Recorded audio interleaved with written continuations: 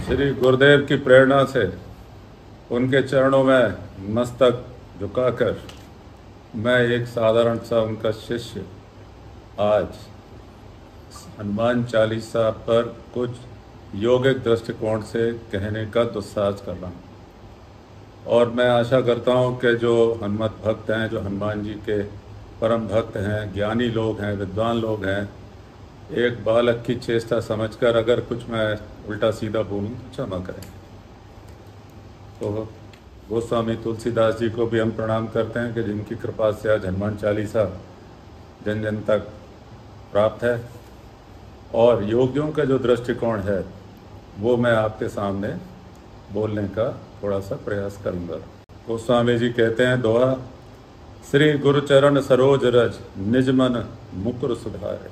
श्री गुरु के चरण कमलों की रज मस्तक पर धारण करने के बाद मैं अपने मूक मन अर्थात अपने अवचेतन मन जो सोया पड़ा है उसको जागृत करने की ओर अग्रसर हो रहा हूँ। मन को निहार पाना, मन का अस्तित्व हमारे स्वयं के शरीर में है, यह ज्ञान श्री गुरु के चरणों की रज प्राप्त होने के बाद ही प्राप्त होता है। वर्णव रघुवर विमल जसु जो दायक फल चारा। मन की चेतना का पूर्ण विकास हो जाने के बाद हम सभी जानते हैं कि 98% मन हमारा सोया हुआ है। जैसे हनुमान जी अपनी समस्त शक्तियां भूल गए थे, उसी प्रकार हमारा अवचेतन मन भी सुप्त पड़ा हुआ है। हम नहीं जानते कि हमारे अंदर कितनी संभावनाएं छुपी हुई हैं।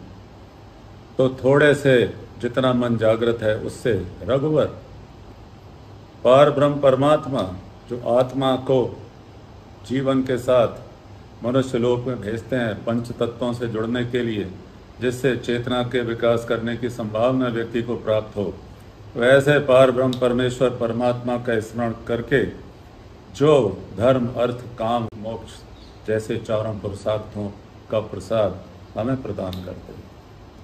बुद्धिहीन तनु जान के सुमिरो पवन कुमार, बल बुद्धि विद्या देहु मोए हरहु कलेश विकार।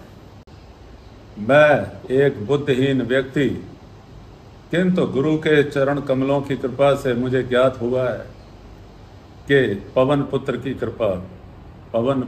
कृपा अर्थात आपकी बुद्धि का विकास करने के लिए, चेतना का विकास करने के लिए पवन का अभ्यास, जिसको योगी प्राणायाम कहते हैं, वही एकमात्र सहारा है। प्राण या हमारी श्वास हमारे स्थूल शरीर को हमारी आत्मा से जोड़े हुए है, अर्थात पवन ही हमें स्वयं हनुमान जी से परिचित कराते हैं। या यूँ कहें कि पवन का अभ्यास ही उसमें छुपे हुए रहस्यमय प्राण तत्व से हमें परिचित कराता है। और प्राण से परिचित होने के बाद मानसिक बल, शारीरिक बल, बुद्धि, विद्या समस्त साधक को प्राप्त होने लगते हैं और समस्त क्लेश आपसे दूर हो जाते हैं। प्रभु उनका हरण कर लेते हैं। अब वो चौपाई पर आ रहे हैं। जय हनुमान ज्ञान गुण सागर, जय कपीश त्यों लोक उजागर। हे हनुमान जी, आप पवन पुत्र हैं। पवन के अभ्यास से जब हमारे मन मस्तिष्क की समस्त चेतना का विकास होता है तो समस्त गुण और जितनी भी संभावनाएं परमेश्वर ने हमें इस जीवन में छुपा के दी हुई हैं, उनका ज्ञान एक साधक को होने लगता है। हे कपीश, उसके बाद आपका प्रताप तीनों लोकों में उजागर होने लगता है, क्योंकि आप ही के कारण साधक साधना करने में समर्थ होता है और आपके पिता पवन देव का कृपा पात्र भी होता है। यहाँ मैं सामान्य दृष्टिकोण से एक और बात कहूँगा। यदि आप किसी के पिता की सेवा करेंगे तो पुत्र के हृदय में भी आपके प्रति सद्भावना उत्पन्न होगी। तो योगी चूंकि पवन का अभ्यास करते हैं अत्यंत आदरपूर्वक, तो पवन पुत्र का भी उनको विशेष स्नेह प्राप्त होने लगता है। रामदूत अतुलित बलधामा, अंजनी पुत्र पवन सुत नामा। ये अत्यंत ही रहस्यमय बात है। राम पार ब्रह्म परमेश्वर, उनके दूत के रूप में आप इस कार्बन बेस्ड सृष्टि में आप प्रवेश करते हैं। अंजनी, माता अंजनी के पुत्र हैं। सारे वैज्ञानिक इस बात को बताते हैं कि पूरी लाइफ साइकिल, सारी सृष्टि कार्बन पर आधारित है। तो कार्बन की मूल शक्ति, कार्बन को हिंदी में अंजन कहेंगे, और कार्बन की जो मूल शक्ति है वो अंजनी कही जाएंगी। उनके पुत्र के रूप में आप इस तीनों लोकों में आकर लीला करते हैं। हमें ये याद रखना चाहिए, जीव को शिव कहा गया है। जीव के कारण हम लोग जीवित हैं, और जीव का संबंध शरीर के साथ श्वासों के माध्यम से जुड़ा हुआ है, अर्थात पवन के माध्यम से जुड़ा हुआ है। तो जितना आप अपने जीव की निकटता प्राप्त करेंगे, उतने ही उनके अतुलित बल और संभावनाओं से आप परिचित होते चले जाएंगे। और इस कार्बन बेस्ड सृष्टि में आप माता अंजनी के पुत्र के रूप में प्रसिद्ध हैं, और पवन पुत्र के नाम से आप जाने ही जाते हैं। महावीर विक्रम बजरंगी, कुमत निवार सुमति के संगी। महावीर हैं क्योंकि समस्त बल का आधार जीवन होता है, और जीवन का आधार श्वास होती है, अर्थात पवन होता है, और पवन का आधार जीव स्वयं होता है जो जीवन लेकर आता है, और व्यक्ति श्वास लेने में समर्थ हो पाता है। कुमत निवार सुमति के संगी, आप 2% जो चेतन मन है वो कुमतियों से भरा हुआ है, उसको समाप्त करके आप जो अनंत चेतना का सागर है, जिसे हम अचेतन मन कहते हैं, जिसमें समस्त प्रकार की संभावनाएं और सुमति, एक से एक गुण और विद्याएं छुपी हुई हैं, उनके आप सहायक होते हैं, क्योंकि आप ही इन महान रहस्यमय वस्तुओं से परिचित कराते हैं साधक को। कंचन वरण विराज सुबेसा, कानन कुंडल कुंचित केशा। आपका सोने जैसा रंग है, और बहुत ही सुंदर वस्त्र आप धारण किए हुए हैं, कानों में कुंडल हैं, और घुंघराले आपके केश हैं।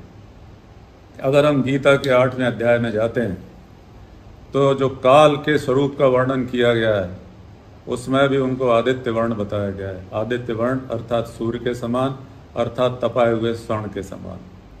यहाँ हमें यह भी ध्यान रखना चाहिए कि पवन पुत्र हनुमान जी साक्षात सूर्य देव के शिष्य हैं, और एक सच्चे शिष्य के ऊपर गुरु की छाया पड़ती ही है, इसीलिए वो सूर्य देव के समान चमक रहे हैं, जाज्वल्यमान हो रहे हैं, और समस्त विद्याओं के भंडार भी हैं, और कानों में कुंडल धारण करे हुए हैं। नाथ योगियों में जो सीधे भगवान शिव की परंपरा में आते हैं, कानों में कुंडल धारण करने की परंपरा है।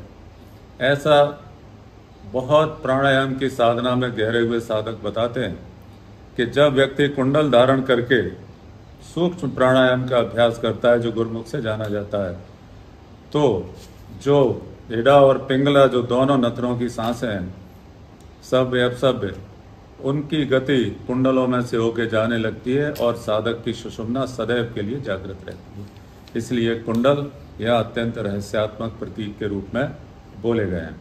और ऐसे व्यक्ति के और ऐसे साधक के केश भी कुछ कुछ घुंघराले होने लगते हैं, क्योंकि उसके प्राण की स्थिति उसके सहस्त्रार चक्र में, या कहें कि मस्तिष्क में होने लगती है, जो समस्त अचेतन के चेतन होने का एक प्रतीक होता है। हाथ वज्र और ध्वजा विराजे, कांधे मूंज जनेऊ साजे। ये इस बात के लिए गोस्वामी जी कह रहे हैं कि जिनके हाथ वज्र के समान शक्तिशाली हैं, और जो अर्जुन की ध्वजा में विराजे, और कंधे पर मूंज का जनेऊ धारण करते हैं, जो अखंड ब्रह्मचर्य धारण करने का एक प्रतीक माना गया है। शंकर सुवन केसरी नंदन, तेज प्रताप महाजगबंदन। अभी मैंने थोड़ी देर पहले बताया कि वो साक्षात शंकर जी का प्रसाद हैं। क्यों? क्योंकि जीव शिव कहा गया है, इसीलिए जीव अमर है, और हनुमान जी स्वयं भी चिरंजीवी कहे जाते हैं, चूंकि वो जीव स्वरूप हैं, शरीर में शिव के अंश हैं, इसलिए वो अमर हैं। और केसरी, जो उनके पिता बोले गए हैं वानर रूप में, उनके पुत्र हैं वो। या केसरी का हम लोग ये कह सकते हैं कि जो विशेष बुद्धि जब व्यक्ति को प्राप्त होती है कि मैं एक सीमित बुद्धि वाला हूँ, मेरा मस्तिष्क बहुत ही थोड़ा काम कर रहा है, ये समझदारी वाली जो बुद्धि है, उसे केसरी कहा गया है योगियों में, जिनकी कृपा से व्यक्ति साधना के पथ पर आगे बढ़ता है, और हनुमान जी और उनकी माता अंजनी का आशीर्वाद प्राप्त करके वो शिवत्व की ओर आगे बढ़ता है। विद्यावान गुणी अति चातुर राम काज करवे को आतिर। यहाँ हम ये भी मानेंगे, पहले भी बता चुके हैं कि ये एक परम भक्त के लक्षण भी हैं। जब आपका अचेतन मन जागृत होने लगता है जीव की कृपा से, तब समस्त विद्याएं आपके सामने विद्यमान हो जाती हैं। सारे गुण आपके संभावनाओं के साथ आपके अंतर मन में प्रकट हो जाते हैं और आप अति चतुर हो जाते हैं। क्योंकि विद्यावान जो हो, गुणी हो, अत्यंत चतुर हो, वही राम के कार्य करने के लिए आतुर रहेगा, क्योंकि वो जानता है कि उसे क्या करना है और उसको क्या नहीं करना है। तो समय की धारा के साथ वो चलेगा और समय के सेवा करने में अपना अनंत काल तक प्रयास करता रहेगा, आतुर रहेगा। प्रभु चरित्र सुनबे को रसिया, राम लखन सीता मन बसिया। पार ब्रह्म परमेश्वर साक्षात समय के चरित्र को, समय की नाना प्रकार की लीलाओं को सुनने के लिए जो सदैव लालायित रहते हैं। क्योंकि हम कुछ भी कहें, समय ही समस्त विद्याओं को प्रदान करने वाला। यहाँ मैं एक चीज़ और बोल देता हूँ, समय हिंदी में कहते हैं प्रेममय, क्रोधमय, वासनामय। तो हमें इस शब्द पर भी ध्यान देना चाहिए, समय। यदि आप संस्कृत डिक्शनरी में देखेंगे तो स शब्द का अर्थ है शिव, समय का अर्थ हुआ शिवमय। इसीलिए भगवान शिव को समस्त विद्याओं का गुरु कहा गया है। हर चीज समय के साथ ही व्यक्ति प्राप्त करता है और समय के साथ ही वो परवान चढ़ती है और व्यक्ति उसके गंभीर से गंभीर अनुभवों को प्राप्त करने में सफल हो पाता है। इसीलिए समय को कहा गया है कि वो समस्त का गुरु है, पूर्व में होने वालों का भी गुरु है और भविष्य में आने वालों का भी गुरु है। और ऐसा साधक अंत में रामचंद्र जी, लक्ष्मण जी और सीता जी के मन में निवास करने की योग्यता प्राप्त कर लेता है, अर्थात स्वयं समय उसे अपने से एकाकार करके महिमा मंडित करता है। सूक्ष्म रूप धर सियाई दिखावा, विकट रूप धर लंक जरावा। विशेष पवन का अभ्यास करने के बाद जब श्वास की गति सूक्ष्म से सूक्ष्म होती चली जाती है, और जैसे योगी कहते हैं और गीता के 5वें अध्याय में भी बोला गया है, प्राणापानव समुखत्वा नास्याभ्यंतर चारणो। श्वास की गति इतनी सूक्ष्म हो जाती है कि वो नासिका के अंदर ही विचरण करती है, बाहर भी नहीं जाती और अंदर भी नहीं जाती। तब माता सीता जी का जो स्वरूप है, जीवात्मा के रूप में जो अंदर विद्यमान है, उनके आपको दर्शन प्राप्त होते हैं। और जीवात्मा से आपका संयोग होने के बाद शरीर की कोई उपयोगिता शेष नहीं रहती, तो वो लंका की तरह वो जला दिया जाता है। अंतिम संस्कार में शरीर ही जलता है, जीवात्मा नहीं जलती। जीवात्मा तो परमात्मा के पास चली जाती है। पवन पुत्र उसका संदेश लेके परमात्मा के पास जाते हैं, जो काल स्वरूप आके जीवात्मा का उद्धार करते हैं। उसके बाद निष्प्राण शरीर को जलना ही शेष रहता है। भीम रूप धर असुर समारे, रामचंद्र के काज समारे। जब दुर्गुण रूपी असुर जो आपके जीवन को नष्ट कर रहे हैं, उनको विनाश करने के लिए जब वो तत्पर होते हैं, तो वो एक भयंकर रूप में दुष्टों को दिखाई देते हैं। किंतु वो समय का कार्य करने के लिए या पार ब्रह्म परमेश्वर श्री राम के कार्य करने के लिए ये भीम रूप धारण करते हैं और समस्त दुर्गुणों का नाश कर देते हैं। लाए संजीवन लखन जियाए, श्री रघुवीर हर्षपुर लाए। ज्ञान रूपी संजीवनी बूटी को लाकर शरीर का जो सोया हुआ शौर्य है, लक्ष्मण जी हमारे शौर्य और पराक्रम का प्रतीक योगियों में माने जाते हैं। तो ज्ञान रूपी संजीवनी प्राप्त करने के बाद कायर से कायर व्यक्ति का भी शौर्य जागृत हो जाता है, जिसे देखकर पार ब्रह्म परमेश्वर श्री राम के हृदय में हर्ष उत्पन्न होता है। रघुपति कीनी बहुत बड़ाई, तुम मम प्रिय भरत ही समझाई। उसके बाद ऐसे साधक की साक्षात काल या समय या पार ब्रह्म परमेश्वर श्री राम भी प्रशंसा करते हैं और कहते हैं कि तुम भरत की तरह मेरे भाई के जैसे ही हो। सहस बदन तुमरो जस गावें, अस कई श्रीपद कंठ लगावें। हजारों हजारों भक्त आपके यश का गान कर रहे हैं और ऐसा कहकर श्रीपति समस्त श्री जो भी इस संसार में या सृष्टि में है, उनके जो स्वामी हैं, जो समय का स्वरूप हैं, पार ब्रह्म परमेश्वर श्री राम, उन्हें अपने गले से लगाते हैं। सनकादिक ब्रह्मादि मुनीषा नारद शारद सहित अहिसा, सारे प्राचीन दिव्य मनुष्य सनकादिक ब्रह्मा सृष्टिकर्ता स्वयं और मुनि नारद जैसे आपके मित्र हो जाते हैं और आपका गुणगान करने लगते हैं। जम कुबेर दिक्पाल जहाँ थे, कभी कोविद कह सके कहाँ थे। फिर समय कहाँ से उत्पन्न होता है और कहाँ समाप्त होता है, ये यम कुबेर दिक्पाल आदि भी कभी बता नहीं पाए। यहाँ हमें उस प्रकरण का भी स्मरण करना चाहिए जब स्वयं ज्योतिर्लिंग के रूप में ब्रह्मा जी और विष्णु जी के बीच में प्रकट हुए और उनसे कहा कि मेरा आदि और अंत ढूंढ कर लाओ, तो स्वयं विष्णु जी और ब्रह्मा जी भी उनके प्रारंभ को और अंत को नहीं ढूंढ सके। तो यम कुबेर दिक्पाल कहाँ से समय प्रारंभ हो रहा है और कहाँ समय का अंत होगा, ये कोई आज तक बता नहीं पाया। तुम उपकार सुग्रीव वहीं कीना, राम मिलाए राजपथ दीन्हा। यहाँ सुग्रीव शब्द एक बहुत ही रहस्यमय योगिक साधना की तरफ संकेत करता है। सुग्रीव, ग्रीवा हमारे शरीर का एक अत्यंत महत्वपूर्ण अंग है जो समस्त मस्तक को, हमारे सिर को, हमारी पहचान को, हमारी चेतना को धारण करता है। तो इस रहस्यमय योगिक साधना के द्वारा योगी की ग्रीवा अत्यंत शक्तिशाली और सुंदर और सुदर्शन हो जाती है।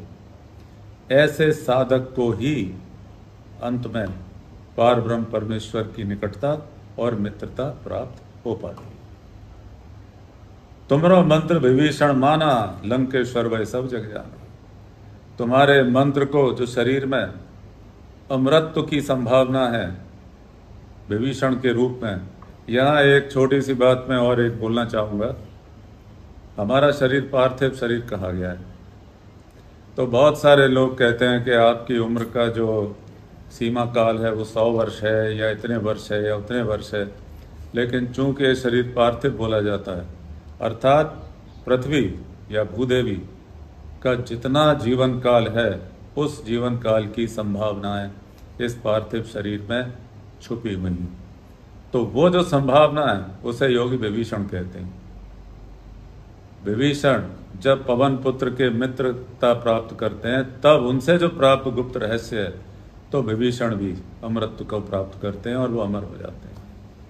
हमें यह भी याद रखना चाहिए कि ये शरीर अत्यंत रहस्यमय वस्तु है, या जो भी है ईश्वर की एक अभिव्यक्ति है, पार्थिव शरीर है, तो इसमें पृथ्वी के समय के अनुसार जीवित रहने की संभावनाएं भी छुपी हुई हैं। ये हमें याद रखना चाहिए। लंकेश्वर, लंका, अभी मैंने आपसे बोला कि लंका शरीर का प्रतीक है, तो यदि अमृतत्व की संभावना जब प्रकट हो जाएगी तो सदैव सदैव के लिए वो इस शरीर में वास करेंगे।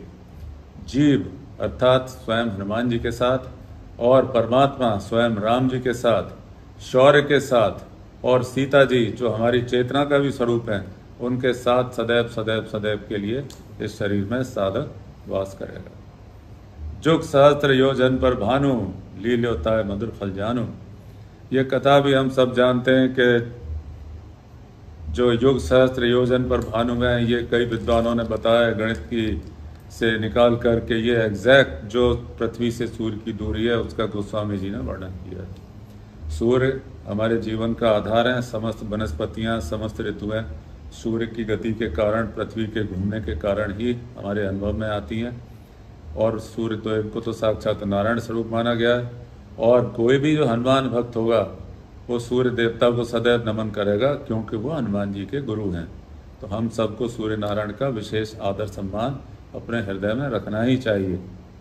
और लील्य होता है मधुर फल जानू, जो भगवान सूर्य ने जो अपना समस्त ज्ञान उनको दिया, वो एक मधुर फल समझकर हनुमान जी ने उसका सेवन किया, जो उनके समस्त शरीर में ज्ञान के रस के रूप में ओतप्रोत हो गया।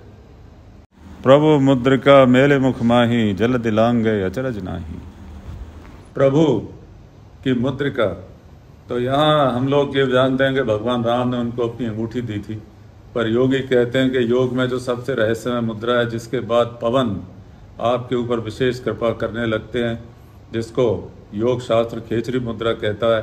खेचरी का मतलब है जो आकाश में गमन करने की और मन रूपी जो आपका अनंत सागर है उसको लांघ जाने की आपको क्षमता प्रदान करती है, या उस मुद्रिका मुद्रा से तात्पर्य योगी लोग लेते हैं। तो चेतना के सागर रूपी जो समुद्र है हमारे मन में, इस मुद्रा के सहारा लेकर योगी उसको लांघ के पार ब्रह्म परमेश्वर या जीवात्मा जो पार परम परमेश्वर की सबसे प्रिय हैं, प्रियतम है, उनके पास तक पहुंचने में सक्षम होता है। दुर्गम का जगत के जेते, सुगम अनुग्रह तुमरे तेते। इस प्रकार के दुर्गम कार्य जो जगत के लिए हैं, चेतना के सागर तक पहुंच पाना किसी प्रकार कि जो आपका मन मस्तिष्क है, जो चेतना का सागर है, जो इस मुद्रिका का सहारा लेंगे और पवन देवता की कृपा प्राप्त करेंगे, और पवन देवता के पुत्र प्राण स्वरूप हनुमान जी या जीव रूप हनुमान जी की कृपा प्राप्त करेंगे, वही इस चेतना के सागर को लांघ कर जीवात्मा के स्थान तक पहुंच पाएंगे। तो सब आपके अनुग्रह से ही ये संभव हो सकता है। राम द्वारे तुम रखवारे, होत न आज्ञा बिन पैसारे।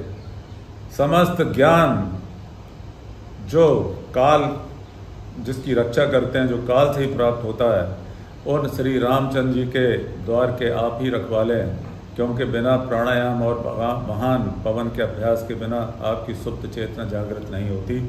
तो हनुमान जी की कृपा से ही सुप्त चेतना जागृत होती है, और आपकी आज्ञा से ही आप उस महान ज्ञान के सागर में प्रवेश करने में सफल हो पाते हैं।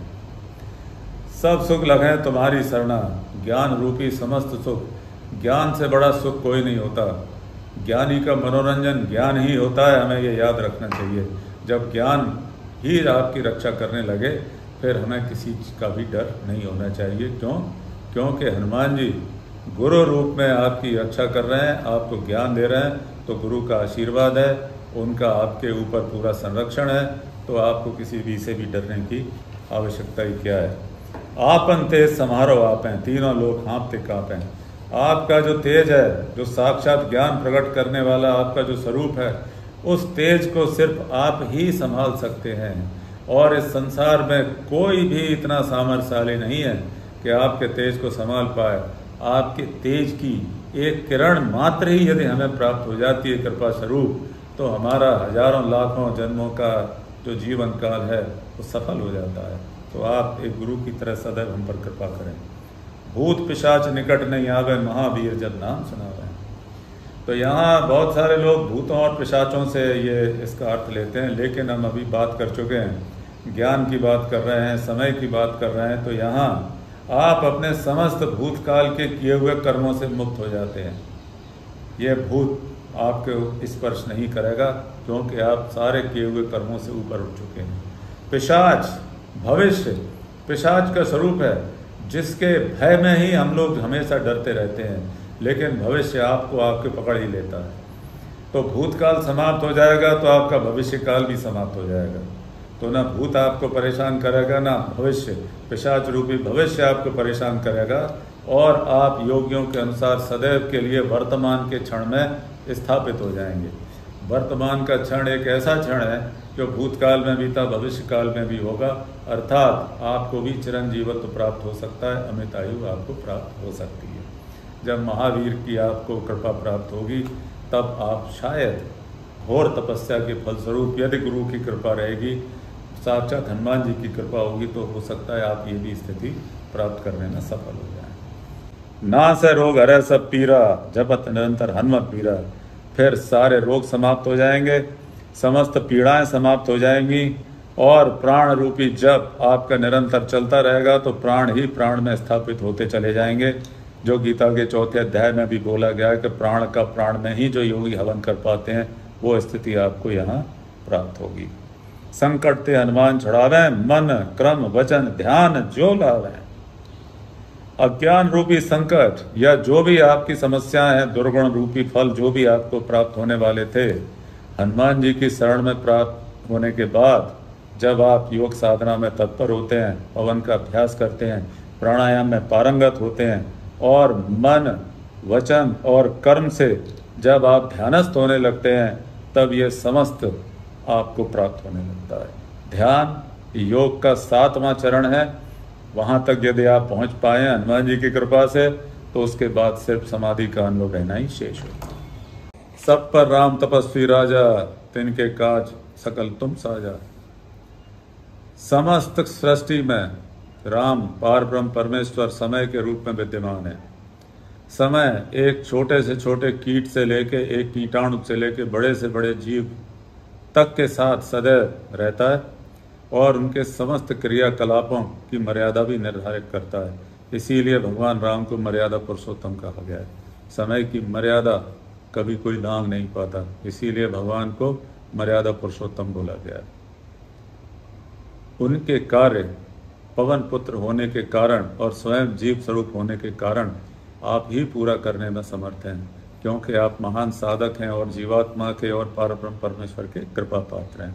और लक्ष्मण जी जो शौर्य और पराक्रम के साक्षात स्वरूप हैं, उनकी कृपा भी आपको पहले से ही प्राप्त है। और मनोरथ जो कोई लावे, सोई अमित जीवन फल पावे। इस प्रकार मन रूपी रथ पर बैठकर जो भी चलने में समर्थ हुआ है, वही अमित जीवन अर्थात अंतहीन जीवन रूपी फल को प्राप्त करता है। मन साक्षात समय का स्वरूप है। गीता में भी भगवान ने कहा, इंद्रियों में मन मैं हूं।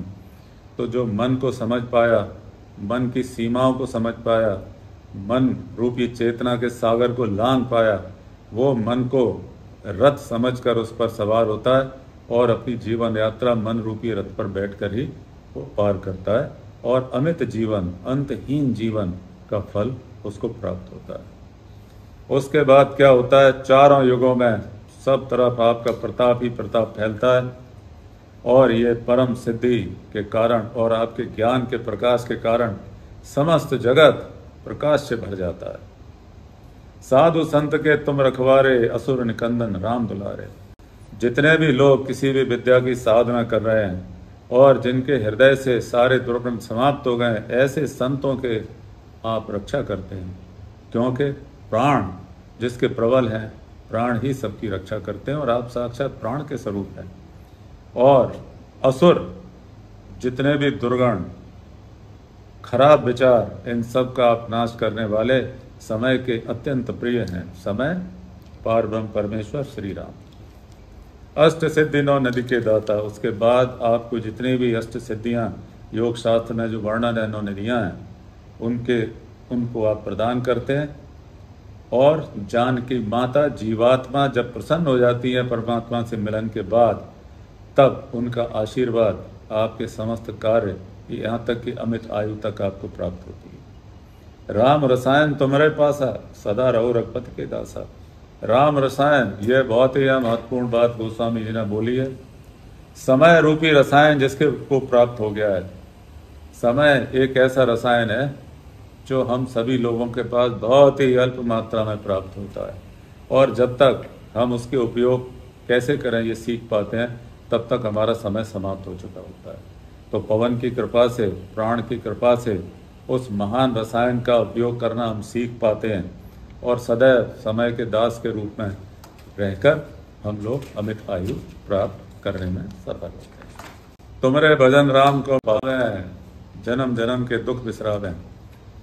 अनेकों जन्मों तक अज्ञान रूपी दुख भोगते भोगते आप इस जन्म में पवन देवता, पवन पुत्र की कृपा से चेतना के सागर में गोते लगाकर और उसको लांघ कर जब आप अपने कार्य को संपूर्ण कर पाते हैं, तब ऐसे महान वीर साधक की कहानी स्वयं समय महिमा मंडित करता है और रामचंद्र जी स्वयं आपको आशीर्वाद देते हैं और अपने गले से भी लगाते हैं। अंत काल रघुवरपुर जाई, जहाँ जन्म हरिभक्त कहाई। तब जब व्यक्ति अमर हो जाने के बाद जब शरीर छोड़ने के बारे में चिंतन करता है, तब उसको कहते हैं कि उसे निर्वाण प्राप्त हुआ। निर्वाण सिर्फ मृत्यु आने पर मर जाना नहीं होता।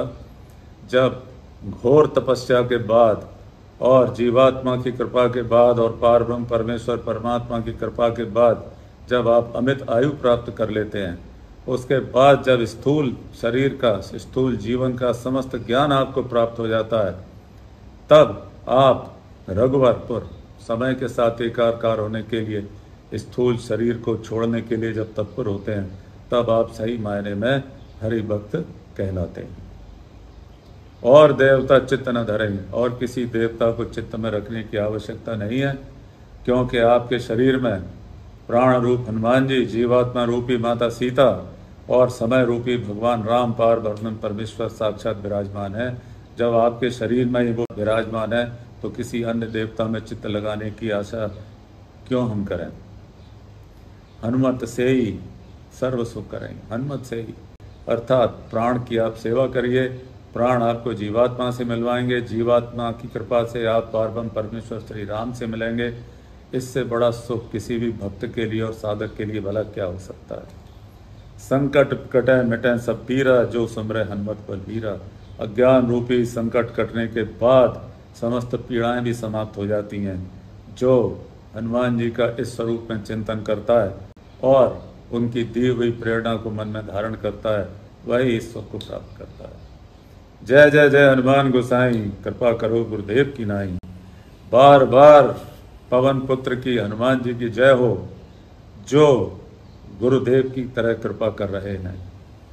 गुरु की कृपा, अभी हमने बात करी कि प्राण ही सबसे बड़े गुरु हैं, जो पवन देवता के अभ्यास के कारण हमें जिनका अनुभव प्राप्त होता है, वही हमारी मन की चेतना को विकसित करते हैं।